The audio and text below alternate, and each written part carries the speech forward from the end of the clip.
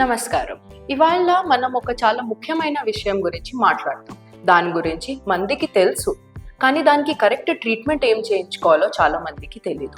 సాధారణంగా ప్రెగ్నెన్సీ రాని వారు లేకపోతే ప్రెగ్నెన్సీ టెస్ట్ పాజిటివ్ వచ్చిన తర్వాత బ్లీడింగ్ అయిపోయి అబార్షన్ కానీ మిస్క్యారేజ్ అయిన పేషెంట్స్ సాధారణంగా స్కాన్ చేయించుకుంటారు.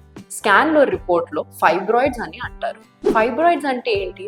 ఫైబ్రాయిడ్స్ అంటే గడ్డలు ఇవి క్యాన్సర్ గడ్డలు కాదు, కానీ గర్భసంచి లోపల గ్రో అయ్యి ప్రెగ్నెన్సీ రావడానికి కానీ ప్రెగ్నెన్సీ వచ్చిన తర్వాత బిడ్డ లోపల అతుక్కోవడానికి కష్టం చేస్తాయి. అట్లాంటప్పుడు ఫైబ్రాయిడ్స్ చూడంగానే చాలా మంది అమ్మో లోపల గడ్డ ఉంది, ఆపరేషన్ చేయించుకోవాలి, ఆపరేషన్ చేయించుకుంటేనే ప్రెగ్నెన్సీ వస్తుందని ఒక కాన్సెప్ట్ ఉంది. అన్ని ఫైబ్రాయిడ్స్కి ఆపరేషన్ చేయించుకోవాలా? ప్రెగ్నెన్సీ వచ్చే ముందర వాటిని టచ్ చేయాలా? అట్లాగేమన్నా ఉంటుందా?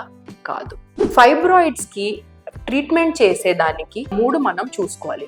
ఒకటి దాని సైజ్, అంటే ఫైబ్రాయిడ్స్ ఎంత పెద్దగా ఉన్నాయి.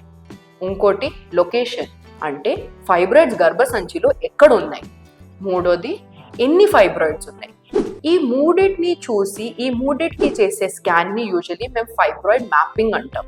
అంటే నార్మల్ కింద నుంచి చేసిన స్కాన్లో కానీ డౌట్ ఏమన్నా ఉంటే 3D అల్ట్రాసౌండ్ కానీ కొన్నిసార్లు MRI కూడా చేస్తాం. ఎందుకంటే ఫైబ్రాయిడ్స్ ఎగ్జాక్ట్లీ ఎక్కడ ఉందో అది కనుక్కోకుండా ముందర ట్రీట్మెంట్కి మేము వెళ్ళాం.